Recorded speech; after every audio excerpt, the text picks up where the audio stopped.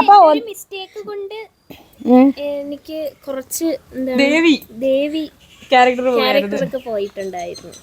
എന്താ അത് ഇങ്ങനല്ലല്ലോ, അത് ചേച്ചി തന്ന ശിക്ഷയില്ല, അതല്ല. അങ്ങനെയാണെങ്കിൽ എനിക്ക് അയ്യോ അങ്ങനെ പുറത്ത് പറയണ്ട.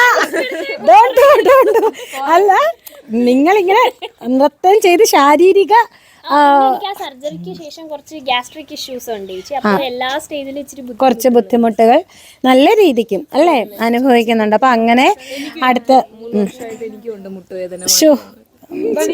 മക്കളെ, ഡാൻസ് ഫീൽഡിലുള്ള എല്ലാവരും ഏറ്റവും കൂടുതൽ അനുഭവിക്കുന്ന കാര്യങ്ങളാണ് ഈ കാലിൻ്റെ മുട്ടിൻ്റെ ചില ഹിപ്പിൻ്റെ ബേസ്, നമ്മുടെ ഈ കാലിൻ്റെ ഇങ്ങ് താഴ്ഭാഗം, അങ്ങനെയൊക്കെ ഉള്ള നടുവിൻ്റെ പെയിൻ, ഇതൊക്കെ നോർമലി മുട്ടാണ് ഏറ്റവും കൂടുതൽ വരുന്നൊരു കാര്യമാണ്. അപ്പോൾ കൂട്ടുകാരെ, ഞാൻ നിങ്ങളോട് ഇത്രയും കാര്യങ്ങൾ മക്കളെ കൊണ്ട് ജസ്റ്റ് ഒന്ന് പറഞ്ഞതെന്ന് വെച്ചാൽ എന്താണ് മെയിനായിട്ട് ആ ഒരു ത്യാഗം എന്ന് വെച്ചാൽ നമ്മൾ ചെയ്യുന്നതിൻ്റെ ഇടയ്ക്ക് എത്ര തന്നെ വേദന സഹിക്കേണ്ട നഷ്ടങ്ങളും ഒക്കെ വന്നാലും ഒരു വേദി പോലും നഷ്ടപ്പെടരുതേ, അത് വെച്ച് ചെയ്യാനുള്ളൊരു മനസ്ഥിതിയിലാണ് എന്നും എൻ്റെ മക്കൾ നിന്നിട്ടുള്ളത്.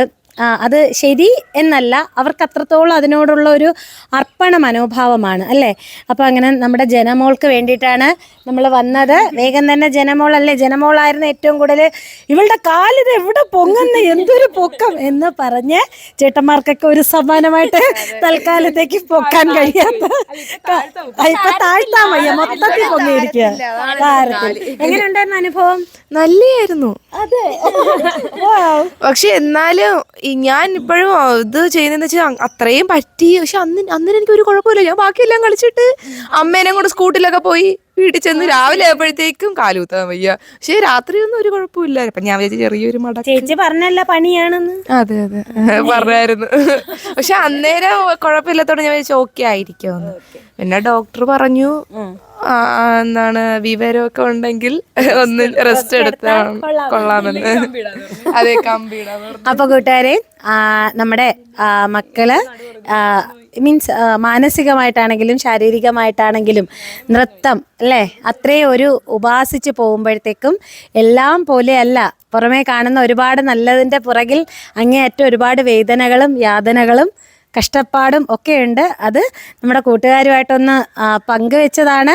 അപ്പോൾ നമ്മുടെ മക്കൾക്കൊക്കെ വേണ്ടിയിട്ട് നിങ്ങളുടെ എല്ലാവരുടെയും ബ്ലസ് വേണം. വേഗം തന്നെ ജനക്കുട്ടി പഞ്ഞിക്കെട്ടിൽ നിന്ന് മാറി കരാട്ടയ്ക്കായിട്ട് ഓടിയെത്തണം. അല്ല മീൻസ് കാല് ഇവക്ക് എപ്പോഴും ഇതല്ലേ. അപ്പൊ അങ്ങനെ പൊക്കി ഓടി വരും. ഓക്കെ, ചിലങ്ക കെട്ടി സുന്ദരി കുട്ടിയായിട്ട് ഉടൻ തന്നെ എത്തും. അപ്പോൾ ഇങ്ങനെ ഒരു കാര്യം നിങ്ങളുമായിട്ട് ഷെയർ ചെയ്തുകൊണ്ട് നല്ലൊരു ടാറ്റ പറഞ്ഞോ.